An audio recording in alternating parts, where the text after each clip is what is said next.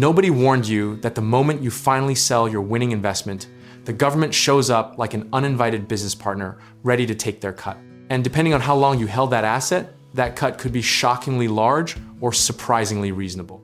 Let's talk about capital gains tax, the silent wealth eroder that most investors completely ignore until it's too late.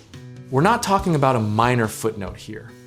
We're talking about a rule that can legally reduce your profit by anywhere from 15 to 37% depending on one single variable, time.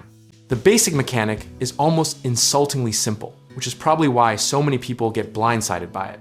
If you buy an asset and sell it for more than you paid, the difference is called a capital gain. And the IRS treats that gain very differently based on whether you held it for more or less than 1 year. Sell within that first year, and you're hit with short-term capital gains rates, which are taxed exactly like your ordinary income, meaning if you're in a high bracket, you could be handing over 37 cents of every dollar of profit. Hold past that 1 year mark, and suddenly the rules shift in your favor, dropping your rate to 0, 15, or 20% depending on your income level. Think of it like a parking ticket that disappears if you just wait long enough, except in this case, we're talking about potentially hundreds of thousands of dollars on a real estate sale. The irony is that the investors who trade the most frantically are often the ones quietly funding Uncle Sam's lifestyle the hardest. There's a psychological trap buried in here that almost nobody talks about, and it goes like this. You see a big gain, you feel the urge to lock it in, and you sell congratulations. You just made an emotional decision that cost you a significant tax premium. Behavioral economists call this myopic loss aversion, and the tax code essentially penalizes you for it every single time. The history of capital gains tax policy in America is actually a fascinating roller coaster. Rates have bounced from nearly 40% in the 1970s, all the way down to 15% under the Bush-era cuts of 2003. What this tells us is that the rules are not permanent, which means your strategy has to be flexible enough to adapt when the political winds inevitably shift again. One of the biggest misconceptions is that avoiding taxes means avoiding selling, and that's not quite right. It means selling strategically. Tools like tax loss harvesting, where you intentionally realize a losing position to offset a winning one, are completely legal and used by sophisticated investors and wealth managers every single day. Real estate adds another fascinating layer because of something called the Section 121 exclusion, which allows single filers to exclude up to $250,000 in gains and married couples up to $500,000 from the sale of a primary residence. You just have to have lived there for 2 of the last 5 years, which is one of the most generous tax breaks in the entire code, hiding in plain sight.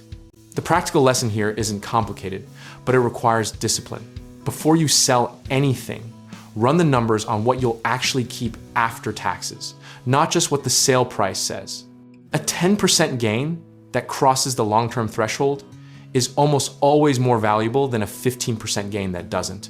Once you do the real math, position sizing matters enormously in this context too, because concentrating too much of your wealth in a single appreciated asset creates a tax hostage situation where selling feels painful and not selling feels risky. Diversifying gradually over time, spreading sales across tax years, is the quiet professional move that protects both your portfolio and your tax bill. The deeper philosophical truth is that tax efficiency is not about being clever, it's about being patient. In a world that constantly rewards urgency and punishes stillness, the best investors treat the tax code the same way they treat market volatility, as a known force to plan around, not a surprise to react to. We live in a culture that celebrates the sale, the exit, the big number at closing, but the real flex is the after-tax number. And that one takes planning, timing, and just a little bit of boring, unglamorous discipline. The investor who holds 1 extra year and saves $40,000 in taxes didn't make a dramatic move. They just didn't make an impatient one. Capital gains tax fits neatly into the broader truth that wealth isn't just built through returns, it's protected through strategy.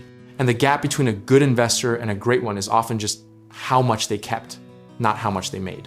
So before your next exit, pause, model the scenario, consult a tax professional, and make sure the government's cut is as small as the law allows. And if you're ready to put this kind of thinking to work in the real world, whether through real estate investing, home contracting projects, or connecting with the right lenders, check out our links in the description below and let's help you get started.